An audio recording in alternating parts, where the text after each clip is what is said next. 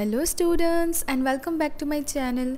सो students, आज हम लोग देखेंगे chapter number 9 of your class 6 science, that is the living organisms characteristics and habitat.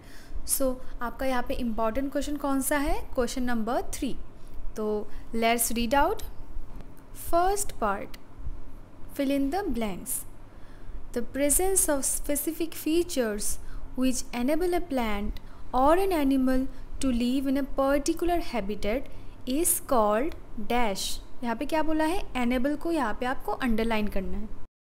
In short, plants और animals पे कुछ ऐसे स्पेसिफिक फीचर्स होते हैं जिसके वजह से कोई भी पर्टिकुलर हैबिटेट पे वो सर्वाइव कर पाए, उसी को बोला जाता है एडेप्टेशन। उसने अपने आप को उस जगह पे अडेप्ट कर लिया। ओके, सो आप क्या समझे? Adaptation is the feature that helps an organism such as plants और animal survive in its environment, and it is common in a population because it provides some improved function, and it also enables a plant or an animal to live in a particular habitat.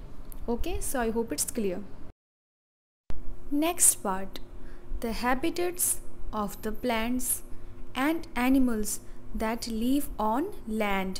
यहाँ पे क्या बोला है? Land पे are called dash habitat. ठीक है, यहाँ पे मार्किंग कर लेते हैं। So the correct answer is terrestrial habitat. तो इस पर्टिकुलर चैप्टर पे हमने दो चीज़ का हैबिटेट देखा। One is your aquatic habitat and the next one is your terrestrial habitat. यानी कि ज़मीन पे जो भी आपका प्लांट्स एंड एनिमल्स रहते हैं उसको बोला जाता है टेरेस्ट्रियल हैबिटेट। ये आपका फर्स्ट पार्ट है। अभी सेकंड में देखो आपको क्या पूछा है, part C. The habitats of plants and animals that live in water are called dash habitat. यहाँ पे आपको क्या पूछा है? Water. So let's mark water को। So the correct answer will be aquatic habitat. ये बहुत ही इंपॉर्टेंट है। सो हमें क्या पता है? प्लांट्स एंड एनिमल्स जो आपको वाटर पे रहते हैं उनको क्या बोला गया है? Aquatic habitat. Examples like fish, jellyfish, shark, whales, octopus etcetera etcetera.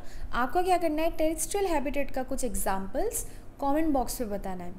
Okay, this is your homework. Soil, water and air are the dash factors of a habitat.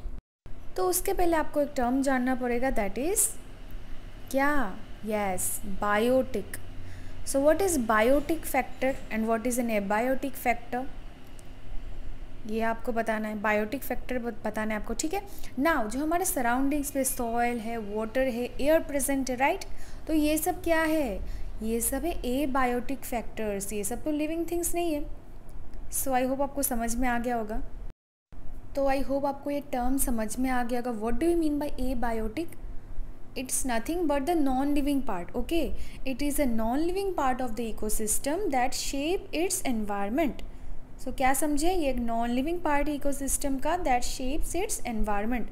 Suppose example ले अगर हम टेरेस्ट्रियल इकोसिस्टम का, land का अगर हम बात करें तो examples might include temperature, light, water, ठीक है।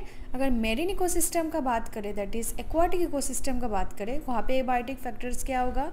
Ocean current etcetera etcetera. अभी लास्ट पार्ट देखो, changes in our surroundings that make us respond to them are called dash. So the correct answer will be stimuli. अभी इसका मतलब समझ लेते हैं, व्हाट इज़ स्टिमुलाई? तो हमारे आसपास कोई भी चीज़ जब चेंज होता है उसके अकॉर्डिंग हम लोग क्या करते हैं? रेस्पॉन्ड करते हैं। जैसे विंटर का सीज़न पे हम लोग क्या करते हैं? विंटर का क्लोथ्स हमें चाहिए, हम लोग उसके अकॉर्डिंग अपने आप को चेंज करते हैं। फिर समर में हमें क्या चाहिए? समर क्लोथ्स चाहिए। तो इसी चेंजेस को हम लोग बोलते हैं, एक पर्टिकुलर टर्म दिया गया है, दैट इज़ स्टिमुलाई।